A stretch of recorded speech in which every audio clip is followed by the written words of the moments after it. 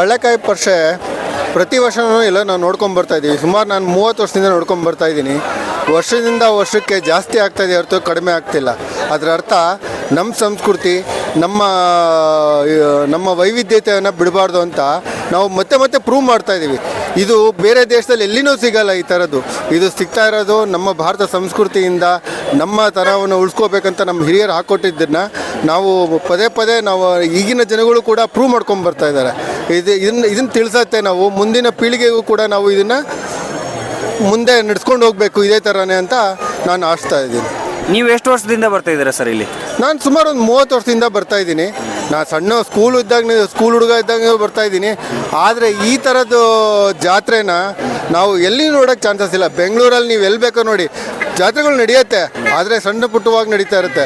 ಈ ಕಳ್ಳೆಕಾಯಿ ಪರಿಷೆ, ಈ ದೊಡ್ಡ ಬಸವಣ್ಣನ ಗುಡಿ, ಆಮೇಲೆ ಈ ಬಸವಣ್ಣನ ಗುಡಿ, ಇದು ವಿಶಿಷ್ಟ ಇದು ಎಲ್ಲಿನೂ ಸಿಗೋದಿಲ್ಲ. ನಮ್ಮ ಪರಂಪರೆಯನ್ನು ನಮ್ಮ ದೊಡ್ಡವರು ಹಾಕೊಟ್ಟಿದ್ದು ಮುಂದೆ ನಾವು ನಡ್ಸ್ಕೊಂಡು ಹೋದರೆ ತುಂಬ ಒಳ್ಳೆಯದು.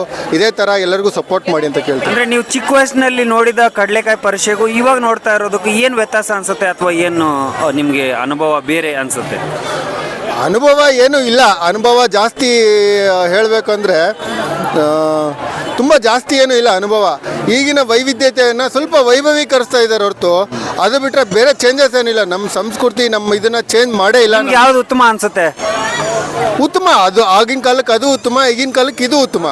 ಯಾಕಂದರೆ ಅದನ್ನು ಕೆಟ್ಟದಂತ ಅದನ್ನೇ ಹೇಳೋಕ್ಕಾಗಲ್ಲ, ಇದನ್ನು ಒಳ್ಳೇದಂತೂ ಹೇಳೋಕ್ಕಾಗಲ್ಲ. ಆದರೆ ನಮ್ಮ ಬೇಸಿಕ್ ಪರಂಪರೆ ಇದೆಯಲ್ಲ, ಆ ಬೇಸಿಕ್ ಪರಂಪರೆ ಬಿಟ್ಕೊಂಡ್ಬಂದೆ ನಾವು ಏನೇ ವೈವಿಧ್ಯತೆ ಮಾಡಿದ್ರು ಕೂಡ ಅದಕ್ಕೆ ಎಲ್ಲರೂ ಸಹಕರಿಸ್ತಾರೆ. ನೋಡಿದ್ರಲ್ಲ ವೀಕ್ಷಕರೇ, ಇಲ್ಲಿ ಬಂದಂತಹ ಪ್ರತಿಯೊಬ್ಬರು ಜನರು ಕೂಡ ಆನಂದದಿಂದ ಖುಷಿಯಿಂದ ಒಂದು ಸಂಭ್ರಮಿಸ್ತಾ ಇರೋದು, ಇಲ್ಲಿ ಓಡಾಡ್ತಾ ಇರೋದು.